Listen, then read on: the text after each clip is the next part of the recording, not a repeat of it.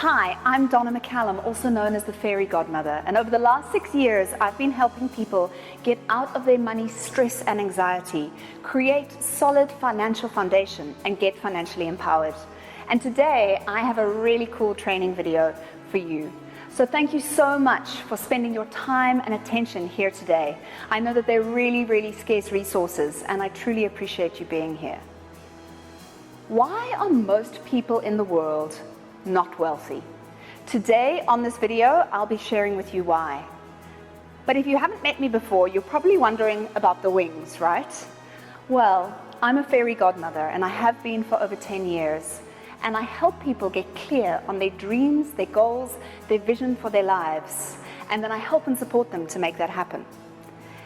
And one of the things that I found in my work as a fairy godmother that is the biggest challenge to people living their dreams is money. You might have experienced this in your own life. There are things that you'd love to do, places you'd love to go, things you'd love to have, but you can't because you feel financially constrained. And yet, there are people like you and me that when you learn the key to wealth building, you can start attracting more money to your life. You can start managing the money that you do have wisely, and then growing your money and making your money work for you. So in this video with you today, I'm going to be sharing with you why some people are wealthy and other people aren't. The one thing that wealthy people have and keep developing that keeps them wealthy. And the truth is that you and I both have this thing, yet most people just don't know it. I'm going to be sharing with you today the one thing that you can do to start shifting your money situation.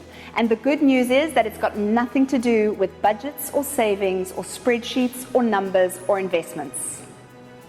And finally, we're going to be looking at the 6 stages of money magic. So we've got lots to cover today in a very short space of time. Just down below is a PDF worksheet that you can download and use to take notes and follow along. Before we begin, just a note.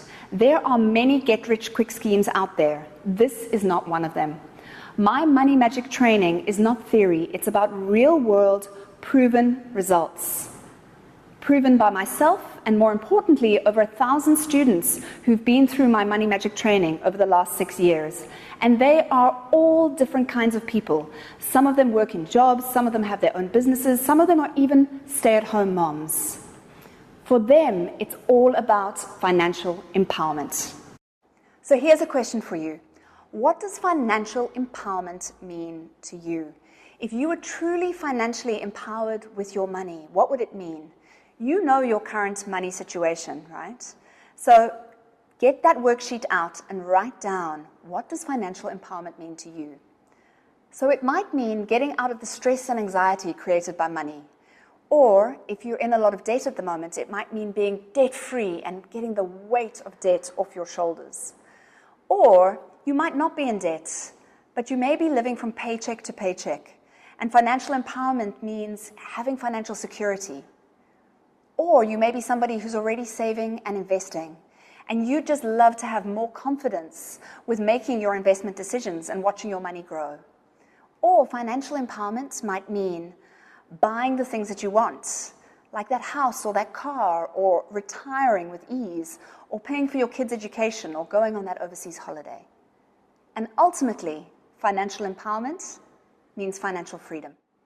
One of the most liberating thoughts for me, having applied money magic into my own life and built a solid money foundation, is that I no longer have to work hard for money. My money is working for me. One of the things that I absolutely love doing is I love going surfing. And it's so great on a weekday morning to go off into the surf with very few people around and know that I don't have to be behind a desk slaving for my next dollar. So here's the key to financial empowerment. I'd like you to consider that everything in life can be seen in terms of relationship. So you have a relationship with the people in your life. That's obvious, right? But you also have a relationship with things, like you have a relationship with the house that you live in, or the car that you drive, or the company that you work for. And for the purposes of this video, you have a relationship with money. So I'd like you to imagine that money was a person. Money was some gorgeous guy or lovely lady. And then I'd like you to ask yourself this question. What is my relationship with money like? And you can do that on your worksheet by filling in the first things that come into your mind when you read this statement. My relationship with money is, and if money was in an intimate relationship with me, it would. Fill in the first things that come to mind. This is a really powerful exercise for you to do, so I recommend that you pause this video and do this exercise now. Welcome back. Well done for doing the exercise. So here is what some of my previous Money Magic students had to say about their relationship with money before they started their Money Magic training. My relationship with money was really volatile. It was hot and cold, hot and cold. It was all over the place. It was a disaster. It was a distinct love-hate one. I don't deserve to have money. I had a pretty poor relationship with finance. Non-existent, avoidance, panic, sleepless nights. My relationship with money was disconnected.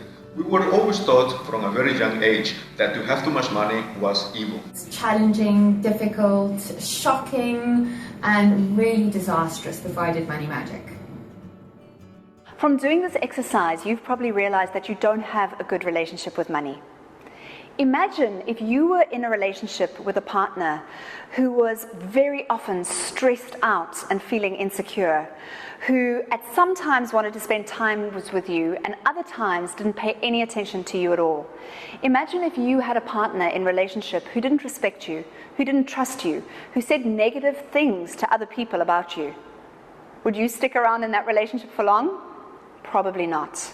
Which is why money doesn't stick around in relationship with most people, because most people have a negative relationship with money. So these are the 6 stages of building a relationship, and that can be building a relationship with a person or building a relationship with money. So the first stage of building a relationship is meeting and forming an opinion about someone. When you meet someone for the first time, within the first 30 seconds, you form an opinion about them, and that opinion is either positive or it's negative. And if the opinion's negative, then you don't want to spend any more time getting to know that person, right? But if the opinion's positive, then you want to get to the next level. And the next level is learning about each other. So learning about each other is really, imagine meeting somebody for the first time at a cocktail party, and then you're really wanting to find out who they are, what they do, where they live. You really make an effort to be in conversation with them, right? And again, you form a positive or negative opinion about them. So let's say the opinion is positive, and you want to continue on to the next stage of relationship building. Here, you begin to commit. And what do you commit? You commit time, energy, effort to your relationship together. And so this is when you're starting to date, you're starting to meet each other, you're starting to spend weekends together, you're starting to meet each other's friends, you spend time with each other's families. And let's assume for a few months you're having a great relationship. And then stage 4 happens. And I don't believe anyone who says that this stage doesn't happen in their relationship. And that stage is fighting. And fighting, what happens when you fight with somebody? What you're doing is you're setting boundaries. What you're doing is learning the rules. You may have experienced this in relationship. There's one relationship that you have with a certain partner where there are a certain set of rules. And then you go into another relationship with a different partner and there's a completely different set of rules, right? So let's assume that you get over the fighting and you keep committing more time, energy, and effort to each other. And then you move into the next stage, stage number 5, which is planning, dreaming, creating the future together. As a fairy godmother, this is one of my absolute favorite stages. This is the stage where you start thinking about going on holidays together, or moving in together, or getting engaged, or getting married. And then finally, you get onto the 6th stage of creating a relationship. Now, for all of you relationship skeptics out there, this is not divorce, okay? This is when you really grow and work together. And so these are the 6 stages of building a relationship. any relationship, even your relationship with money. So you want to know why the majority of people, in fact 99% of the world's population, is not wealthy? It's because the first time you ever met money, you formed a negative opinion about money. And because of that, you've never gone into learning any of the next 6 stages of building your relationship with money. So the only difference between you and a financially wealthy person is that a financially wealthy person has developed all 6 stages of their relationship with money. And as a fairy godmother, this is what I teach you in the Money Magic program. Over the 9 weeks, I literally take you through step by step through each of these 6 stages and give you the tools for building the most amazing foundation for your relationship with money.